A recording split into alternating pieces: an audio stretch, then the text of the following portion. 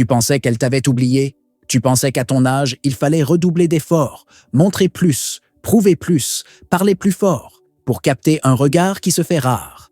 Mais ce que tu n'as pas compris, c'est que ce silence que tu ressens, ce n'est pas un vide, c'est une tension, un champ magnétique, un radar invisible qui balaie ton énergie sans que tu ne dises un mot. Elle t'a vu, mais pas avec ses yeux, avec son inconscient. Tu ne sais pas encore, mais tu vibres déjà quelque chose. Une présence, une stabilité, une forme d'assurance intérieure qui ne s'explique pas, mais qui s'impose. Et c'est justement ça qui la trouble. Pas ce que tu dis, pas ce que tu fais, mais ce que tu es quand tu ne fais rien. Tu vois, à 40 ans, l'attirance féminine ne ressemble plus à des sourires appuyés ou des textos à minuit. Ce n'est plus dans l'excitation visible que ça se manifeste. C'est dans les micro-fuites émotionnelles, les non-dits, les regards qu'elle évite, les silences qu'elle laisse durer, un peu trop longtemps. Parce qu'après 35, une femme ne donne plus son désir.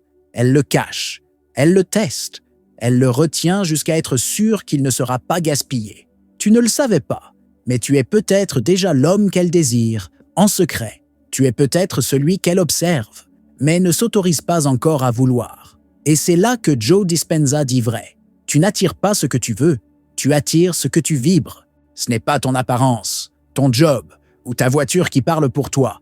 C'est ton état intérieur, c'est ton niveau de cohérence, c'est ton silence émotionnel, solide, stable, incarné. Et Jung va plus loin. Il nous rappelle que ce que tu projettes attire son ombre, ce qu'elle évite chez elle, son besoin d'admiration, son envie de lâcher prise, sa soif de protection. Elle commence à le percevoir en toi, et ça la déstabilise. C'est pour ça qu'elle fait semblant de ne rien voir. C'est pour ça qu'elle reste vague, distante, un peu froide. Mais en réalité, elle ressent.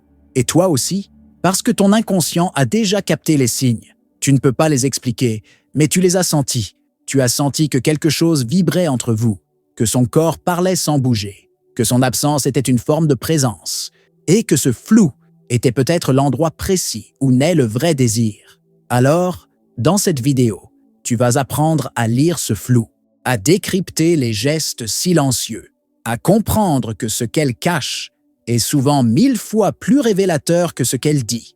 Tu vas découvrir les 7 signes d'une femme qui te désire, mais qui se retient, et tu vas comprendre pourquoi.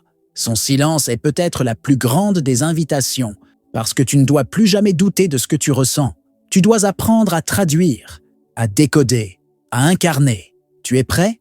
1. Quand elle évite ton regard, mais reste proche, tu l'as remarqué. Elle était là, physiquement présente, mais son regard t'a fui. Pas par hostilité, pas par indifférence, mais par crainte de ce qu'elle pourrait révéler si elle te fixait un peu trop longtemps.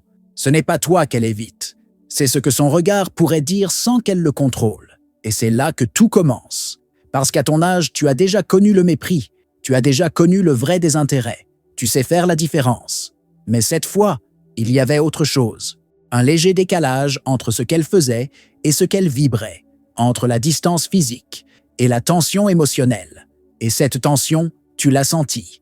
Ce qu'elle fait là, ce n'est pas de la froideur. C'est une stratégie primitive, une forme de prudence affective, un instinct de protection féminine. Elle teste, elle jauge, elle évite de te regarder pour ne pas être percée. Et c'est précisément ce que Joe Dispenza appelle une lecture énergétique silencieuse. Elle ne te parle pas avec sa bouche, elle communique avec son chant. Car oui, chaque être humain émet une fréquence. Et ce que tu vibres quand tu ne regardes personne, quand tu ne dis rien, c'est là qu'elle écoute. Et quand une femme te désire secrètement, elle se méfie de la puissance qu'elle pourrait perdre si elle se laissait happer par ton regard. Parce que le regard, c'est une porte. C'est une pénétration symbolique. C'est une main invisible posée sur l'âme. Elle sait que si elle te regarde trop longtemps, elle ne pourra plus reculer. Alors elle reste. Elle se place à portée. Elle reste dans ton espace, mais sans croiser ton feu. Et toi, tu confonds ça avec du désintérêt. Tu crois que c'est mort. Tu crois que c'est plat. Mais tu oublies une chose. Les femmes ne fuient pas ce qui ne les attire pas. Elles fuient ce qui les attire trop. Tu veux un signe de désir? Observe la fuite maîtrisée. Observe l'évitement doux. Observe la manière dont elle reste, sans s'offrir. C'est là que tu vois si tu vibres assez fort pour la déstabiliser. Parce qu'un homme qui ne touche à rien, mais qui irradie tout, est 1000 fois plus perturbant qu'un séducteur bruyant. Et c'est là que commence le test. Elle veut voir si tu cours après ce qu'elle ne donne pas. Elle veut voir si tu insistes pour obtenir un regard, ou si tu restes debout, calme, habité. Et toi, tu as souvent répondu en parlant plus, en te justifiant, en essayant d'avoir une réaction. Mais aujourd'hui, tu dois comprendre. Ce n'est pas l'absence de mots qui doit te déranger, c'est ta peur d'être transparent. Et cette peur, c'est elle qu'elle sent. Alors tiens-toi droit dans le silence. Tiens-toi debout dans l'évitement. Parce que si elle t'évite et reste proche, c'est qu'il y a quelque chose qu'elle n'est pas encore prête à te révéler. Mais ce quelque chose, elle le ressent déjà. Et toi aussi. 2. Lorsqu'elle critique subtilement les autres femmes autour de toi, tu pourrais croire que ce sont des remarques anodines, des jugements spontanés, un peu d'humour acide, presque inoffensif. Mais tu sens que ce n'est pas gratuit. Tu sens que ce qu'elle dit d'elle, dit quelque chose d'elle, et dit surtout quelque chose de toi. Quand une femme se met à juger d'autres femmes en ta présence, ce n'est jamais neutre. Ce n'est pas une distraction, c'est une stratégie. Elle envoie un message déguisé, un signal codé. Elle teste, elle compare, elle ajuste son masque selon la manière dont tu réagis. Et là, sans t'en rendre compte, tu entres dans une forme de sélection inconsciente. Elle observe si tu es influençable, si tu valides des comportements de femmes qui s'exposent trop, si tu admires une beauté superficielle, si tu te laisses happer par l'apparence ou si tu restes centré dans ta présence. Parce qu'une femme qui te désire secrètement n'attaque jamais frontalement. Elle ne dira pas « je veux te plaire ». Elle dira « tu trouves pas qu'elle en fait trop cette fille ?» Et dans ce sous-entendu, elle t'interroge. Elle veut savoir qui tu choisis, où tu poses ton admiration, où tu places ta loyauté masculine. Ce n'est pas de la méchanceté, c'est une forme primitive de concurrence silencieuse. Elle te veut, mais elle ne peut pas le dire. Alors elle rabaisse les autres, pour monter sans se dévoiler. Et toi, tu ne sais pas quoi faire. Tu crois que ce n'est rien. Tu réponds par politesse. Tu changes de sujet. Mais ce que tu ne comprends pas, c'est que dans cette critique déguisée, elle mesure ta lucidité. Elle veut voir si tu es capable de lire entre les lignes. Si tu ressens qu'il y a quelque chose de plus profond derrière cette façade de jugement. C'est ce que Jung appelait la projection d'ombre. Elle projette son besoin de validation sur le miroir des autres femmes. Et toi, tu es l'observateur, le centre silencieux, le roi non encore couronné. Elle veut être cette femme que tu regardes, mais elle ne veut pas se rabaisser à te le montrer. Alors elle dénigre ses rivales. Elle les déstabilise pour attirer ton discernement. Elle veut voir si tu es l'homme qui sait lire les rapports de pouvoir cachés, ou juste un homme qui court après ce qui brille. Et c'est là que se joue le retournement énergétique. Si tu entres dans son jeu, tu deviens une cible de plus. Si tu restes neutre mais présent, tu deviens un mystère à conquérir. Tu ne dois pas répondre par flatterie, tu dois répondre par rayonnement. Parce que ce qu'elle attend, ce n'est pas une réponse logique, c'est une posture, une fréquence, une stabilité qui ne cherche pas à séduire, mais qui attire. Quand elle critique les autres femmes, ce n'est pas de la jalousie, c'est un code. Elle ne veut pas savoir ce que tu penses d'elle, elle veut sentir ce que tu vibres. Face à elle. 3. Elle écoute tes silences plus que tes mots. Tu as déjà appris à parler avec prudence. Tu as compris que trop de mots fatiguent, que trop d'explications brûlent l'intérêt. Alors tu t'es mis à parler moins, à dire juste ce qu'il faut. Mais en face, tu as eu l'impression que ça ne servait à rien, qu'elle ne t'entendait pas, qu'elle ne te voyait pas. Et pourtant, tu avais tort, parce qu'il y a un type de femme qui ne se nourrit pas de ce que tu dis. Elle se nourrit de l'énergie que tu dégages quand tu ne dis rien. Elle ne te demande pas d'expliquer ton passé. Elle écoute la manière dont tu respires quand tu parles du futur. Elle ne cherche pas les détails dans ton récit. Elle cherche les micro-pauses dans ta voix. Elle sent la densité de ta présence. Et ce silence que tu crois vide, pour elle, il est plein. Il est plein de poids, plein de tension, plein d'ancrage. C'est dans ce silence qu'elle détecte qui tu es. Joe Dispenza parle souvent de cohérence cœur-cerveau, ce moment où ton être intérieur vibre en harmonie avec ton état extérieur. Et ce moment-là, elle le ressent, parce qu'une femme qui te désire secrètement, surtout à un âge où elle a vécu, perdu, aimé, été déçue, elle ne se laisse plus convaincre. Elle veut ressentir. Elle veut deviner ce que tu ne dis pas. Et plus tu vibres de l'intérieur, moins tu as besoin d'expliquer. C'est une inversion de pouvoir. Plus tu parles, plus tu te vides. Moins tu parles, plus tu pèses. Et elle le sait. Elle le capte inconsciemment. Elle se synchronise à cette stabilité silencieuse. Elle teste si ton silence est un vide ou un socle. Et c'est là que tu dois faire la différence. Tu ne veux pas être le bavard qui cherche à remplir les blancs par peur de perdre. Tu veux être le pilier, celui qui reste, celui qui observe, celui qui contient. Parce que tu n'es pas là pour être intéressant, tu es là pour être magnétique. Et la magnétisation, ce n'est pas l'effort, ce n'est pas la démonstration. C'est la capacité à tenir un espace. Elle écoute tes silences, elle écoute la manière dont tu ne combles pas ses attentes immédiates. Elle écoute la posture que tu prends quand elle teste ta patience. Elle écoute la façon dont tu ne cherches pas à plaire, mais à exister. Et cette posture-là, elle n'est pas spectaculaire, elle est subtile, mais elle déclenche un chaos intérieur chez elle, un trouble qu'elle ne s'explique pas, une attirance qui ne se verbalise pas. Parce qu'au fond, ce qu'elle désire, c'est un homme qui n'a rien à prouver, mais tout à incarner. Et ton silence, s'il est habité, est le langage le plus puissant que tu puisses offrir. 4. Quand elle te raconte ses douleurs, sans que tu demandes, tu ne lui as rien demandé. Tu n'as pas forcé l'intimité. Tu n'as pas gratté ses failles. Et pourtant, elle a parlé. Pas pour te séduire, pas pour t'amadouer. Elle t'a raconté un bout d'elle que peu de gens voient. Un souvenir, une blessure, une faiblesse ancienne, sortie sans prévenir. Et toi, tu as été pris de court. Tu ne savais pas comment réagir. Est-ce qu'elle te considère comme un ami? Est-ce qu'elle cherche à te faire entrer dans sa zone neutre, celle où les hommes finissent par disparaître?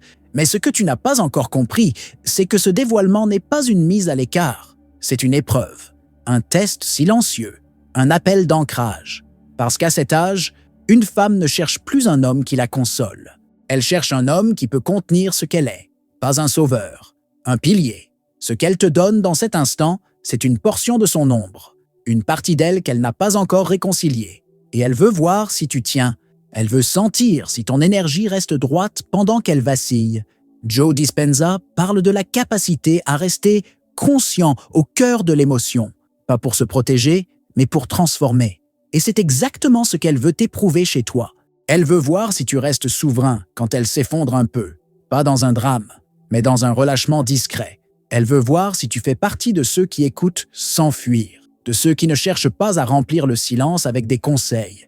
Et c'est là que tout se joue, parce qu'un homme moyen, lui, va chercher à la rassurer, à l'apaiser, à corriger. Mais un homme stable contient, il ne commande pas l'émotion, il la traverse avec elle, sans vaciller. Tu crois qu'elle s'ouvre pour se rapprocher, en réalité, elle s'ouvre pour te jauger. Elle ne cherche pas une main, elle cherche un trône, un socle sur lequel elle pourrait s'asseoir, un jour. Et si tu trembles à ce moment-là, si tu changes d'énergie, si tu cherches à te faire valoir à travers sa fragilité, elle te classe. Peut-être pas immédiatement, peut-être pas consciemment, mais intérieurement, elle recule. Parce que ce qu'elle voulait, ce n'était pas ta réponse, c'était ta solidité. Elle voulait savoir si tu pouvais supporter la charge de son histoire sans l'absorber. Et cette capacité-là, c'est le vrai pouvoir masculin, pas celui qui impressionne, celui qui rassure sans parler. Celui qui reçoit sans se confondre. Et c'est précisément à ce moment-là que tu es testé, pas sur ta compassion, sur ta contenance, sur ta verticalité dans l'ombre, sur ta capacité à rester homme, quand l'émotion féminine tente de tout inonder. Parce qu'au fond, si elle te raconte ses douleurs sans que tu demandes, c'est qu'une partie d'elle espère déjà que tu seras celui qui n'en fera rien, celui qui ne prendra pas, celui qui tiendra. Et ça, c'est le début d'un respect qui n'a plus besoin de mots. 5. Elle se souvient de détails que même toi tu as oubliés. Tu étais là, dans cette conversation apparemment banale. Tu ne pensais pas qu'elle écoutait autant. Tu ne pensais pas qu'elle retenait. Et un jour, elle te répète une phrase que tu avais dite en passant. Une date, un plat, un mot. Un détail tellement insignifiant que toi-même, tu l'avais oublié. Et là, tu comprends. Tu comprends qu'elle t'observe depuis plus longtemps que tu ne le croyais. Tu comprends qu'elle a enregistré, non pas ce que tu voulais montrer, mais ce qui a échappé à ton contrôle, ce qui est sorti naturellement, sans calcul. Et c'est exactement ça qui l'a marqué. Parce qu'une femme qui n'est pas intéressée n'enregistre pas, elle efface vite, elle oublie, elle trie. Mais une femme attirée, Son attention se fixe. Elle ne le décide pas. C'est automatique. C'est neurologique. Son désir l'oriente. Son intérêt sélectionne. Et ce qu'elle retient de toi, ce ne sont pas les grandes déclarations. Ce sont les détails que tu as déposés sans y penser. Les traces subtiles de ta présence. Joe Dispenza explique que ce que nous répétons inconsciemment crée une empreinte énergétique autour de nous. Cette empreinte façonne la perception qu'un autre a de nous, avant même qu'on ait conscience de l'impact qu'on génère. Et toi, tu pensais que tu n'avais pas laissé de traces. Tu pensais être passé comme une ombre.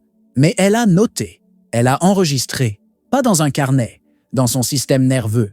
Et c'est là que tout bascule, parce que cette mémoire du détail n'est pas logique. C'est un enregistrement émotionnel. C'est le signe que tu occupes un espace dans son esprit, même quand elle fait semblant de t'ignorer. Et tu sais ce qui est le plus ironique? Ce n'est pas elle qui te fait sentir important. C'est la précision avec laquelle elle se souvient de ce que toi-même tu n'as pas jugé digne d'être remarqué. Elle a capté une nuance dans ta voix, un mot que tu as utilisé une fois, un geste, une préférence, une absence. Et toi, tu te réveilles. Tu réalises qu'elle ne t'a jamais vu comme les autres, qu'elle t'a toujours perçu, à sa façon, avec cette forme d'attention sélective propre aux femmes qui commencent à s'attacher sans s'avouer qu'elles s'attachent. Et ce que tu ressens à ce moment-là, ce n'est pas de l'orgueil, c'est un vertige, parce que tu réalises que tu habites déjà chez elle, pas dans son lit, dans sa tête. Et un homme qui habite l'esprit d'une femme, sans forcer, sans séduire, sans manipuler, est déjà plus dangereux que tous les autres. Elle se souvient, parce qu'elle ne veut pas t'oublier, et ça, tu ne dois jamais l'ignorer. 6. Elle répond peu, mais observe tout ce que tu fais. Elle ne réagit pas. Tu envoies un message. Pas de réponse immédiate. Tu lui parles. Elle t'écoute, mais ne relance pas. Tu fais un pas. Elle ne fait rien en retour. Et tu crois que c'est fini. Tu crois qu'elle n'est pas intéressée. Mais ce que tu n'as pas vu, c'est son regard quand tu tournes la tête. C'est sa manière de se positionner là où tu passes. C'est le silence lourd, celui qui observe, qui scrute, qui mesure. Une femme qui te désire secrètement ne s'empresse pas toujours de répondre. Elle retient. Elle attend de voir si ce que tu vibres est stable dans le vide. Parce que ce qu'elle veut savoir, ce n'est pas si tu es capable de créer une interaction. C'est si tu es capable de rester aligné quand il n'y a rien, quand il n'y a pas de retour, pas de signe, pas de réaction. C'est là que tu montres qui tu es vraiment. Joe Dispenza enseigne que notre état intérieur ne doit pas dépendre des conditions extérieures. Sinon, nous restons des prisonniers émotionnels. Et c'est exactement ce qu'elle teste. Elle veut savoir si tu t'effondres dans l'absence ou si tu continues de rayonner sans validation. Parce qu'elle sait ce qu'un homme cherche dans la réponse immédiate. Une preuve, un soulagement, une confirmation de sa valeur. Mais elle veut un homme qui n'a pas besoin de cette confirmation pour rester centré. Elle veut un homme qui vibre même dans l'ombre. Un homme qui n'éteint pas sa lumière simplement parce que personne ne l'applaudit. Et si tu comprends ça, alors tu vois que ces silences ne sont pas neutres. Ils sont stratégiques. Ils sont calibrés pour voir si tu tombes dans le piège de la réassurance. Ou si tu restes un axe. Un homme qui n'a pas besoin d'être choisi pour se sentir valable. Parce que dans ce silence, elle t'observe. Elle regarde comment tu te tiens quand tu ne sais pas si tu plais. Elle regarde si tu continues à t'exprimer, sans retour. Elle regarde si ton énergie est autonome ou dépendante. Et si tu tiens, si tu ne changes pas, si tu ne trahis pas ton rythme pour provoquer une réaction, alors elle commence à douter, pas de toi, d'elle-même. Elle commence à se demander pourquoi elle pense à toi alors que tu ne sembles pas t'accrocher. Pourquoi tu restes calme alors qu'elle t'ignore? Pourquoi tu ne quémandes rien alors que tous les autres hommes auraient déjà changé de ton, de posture, de stratégie? Et c'est là que la tension monte. Parce que tu ne cours pas. Tu n'as pas besoin qu'elle soit là pour exister. Et c'est exactement ce qui la ramène à toi. Elle ne répond pas toujours, mais elle sent tout. Elle analyse, elle mesure, elle s'aligne lentement sur ta vibration. Et si tu restes fidèle à toi-même dans ce silence, tu deviens le seul qu'elle ne peut pas effacer. 7. Lorsque ta distance déclenche chez elle une réaction disproportionnée, tu t'es retiré, pas pour punir, pas pour manipuler, mais parce que tu avais besoin de reprendre ton espace. Tu n'as pas disparu, tu as simplement cessé de chercher, tu as laissé faire le silence. Et là, elle a réagi, pas avec calme, pas avec lucidité, avec une intensité que tu n'attendais pas, une pique, une accusation, une froideur soudaine, ou au contraire, un message inattendu, presque intrusif. Et tu t'es demandé pourquoi. Pourquoi un simple éloignement de ta part déclenche autant d'agitation en elle? Parce qu'elle était attachée, plus qu'elle ne voulait se l'avouer. Et ta distance a mis en lumière ce qu'elle tentait de contrôler. Carl Jung disait que tout ce qui ne remonte pas à la conscience revient sous forme de destin. Et ce que ta distance a réveillé chez elle, ce n'est pas seulement le manque, c'est sa peur de perdre le contrôle, sa peur de ressentir, sa peur de tomber. Tu ne lui as rien pris, tu lui as juste laissé le vide. Et dans ce vide, elle a rencontré sa propre agitation. Elle croyait pouvoir gérer, être au-dessus de tout ça, être insensible à toi. Mais ta retenue a brisé le miroir. Elle ne voyait plus l'homme qu'elle pensait pouvoir maîtriser. Elle voyait un homme libre. Et ça déclenche une crise chez toute femme qui avait l'habitude d'avoir le pouvoir sans jamais le nommer. Joe Dispenza parle de cette capacité à transformer l'état intérieur en champ magnétique. Quand tu te retires sans colère, sans plainte, sans jeu, tu te reconnectes à ce champ. Et cette fréquence agit plus fort que n'importe quelle présence physique. Tu n'as rien fait, mais tu as tout déplacé parce qu'une réaction émotionnelle disproportionnée, c'est toujours un signal. Pas de haine, pas de rejet, de tension accumulée, de projection incontrôlée. Elle ne te repousse pas, elle se débat contre ce que tu fais résonner en elle. Et toi, dans ce moment-là, tu es tenté de revenir, de réparer, de t'expliquer. Mais ce serait une erreur. Parce que ce qu'elle veut inconsciemment, ce n'est pas ton retour, c'est ta constance. Elle veut sentir que ton éloignement n'est pas une punition, mais une norme, que ta stabilité ne dépend pas d'elle. Et là, tu changes de catégorie. Tu n'es plus l'homme qu'elle analyse. Tu deviens celui qu'elle ressent. Et ce ressenti la déstabilise, parce que tu ne réponds plus à ses déclencheurs habituels. Tu ne réagis plus à ses silences, à ses tensions, à ses provocations. Tu retires ton énergie et elle perd le contrôle de la sienne. Et dans ce déséquilibre soudain, une vérité émerge. Elle ne tient pas à toi pour ce que tu lui donnes, elle tient à toi pour ce que tu retires. Et c'est dans ce manque qu'elle découvre l'ampleur de son attachement. Voilà pourquoi, quand tu t'éloignes, elle panique, pas parce qu'elle ne veut plus de toi, mais parce qu'elle sait, au fond, qu'elle t'a déjà donné une place qu'elle ne voulait donner à personne. Et toi, tu n'as rien réclamé, tu as juste vibré. Et elle, sans comprendre pourquoi, a basculé. Tu es arrivé jusqu'ici, et maintenant tu sais. Tu sais que les signes n'étaient jamais absents. Ils étaient juste invisibles à l'homme qui cherche, mais évidents à l'homme qui ressent. Tu as compris que ce qu'elle ne dit pas est souvent ce qu'elle ressent le plus fort. Tu as vu que l'évitement cache le désir, que le silence est une forme de dialogue, que la retenue est un miroir de tension intérieure, et que son calme apparent dissimule un champ émotionnel prêt à exploser. Joe Dispenza dit que la réalité extérieure est le reflet de notre signature énergétique. Alors, quand tu vibres comme un homme qui n'attend rien, tu deviens celui qu'elle ne peut plus ignorer. Tu n'as pas besoin d'aller chercher les preuves de son désir. Tu as seulement besoin d'incarner l'homme qui attire sans demander, qui marque sans insister, qui reste sans supplier. Carl Jung disait « Tout ce qui est inconscient finit par diriger ta vie, et tu appelleras ça le destin. Mais maintenant tu vois. Maintenant tu sais. Et ce savoir, ce n'est pas du pouvoir. C'est du positionnement. Tu ne seras plus celui qui doute à cause d'un message non répondu. Tu ne seras plus celui qui s'effondre parce qu'elle fuit son propre trouble. Tu deviens l'homme que même son inconscient respecte. Parce que tu ne cherches pas à conquérir. Tu habites. Tu vibres. Et elle se synchronise. Tu n'es pas là pour convaincre une femme de te désirer. Tu es là pour devenir celui qu'elle ne peut plus ignorer, même en se forçant. Et si elle t'a montré l'un de ces signes, même un seul, alors souviens-toi, ce n'est pas elle qui doit faire un pas, c'est toi qui dois cesser d'avancer vers ce qui devrait déjà venir à toi. Elle t'attire peut-être en secret, mais quand tu vibres comme un roi, ce secret, elle finira par le trahir, malgré elle. Et là, tu ne demandes plus, tu incarnes, tu ne réagis plus, tu inspires, parce que c'est ça, le vrai pouvoir, celui qui ne crie pas, celui qui attire sans bruit. Celui qu'aucune femme n'oublie.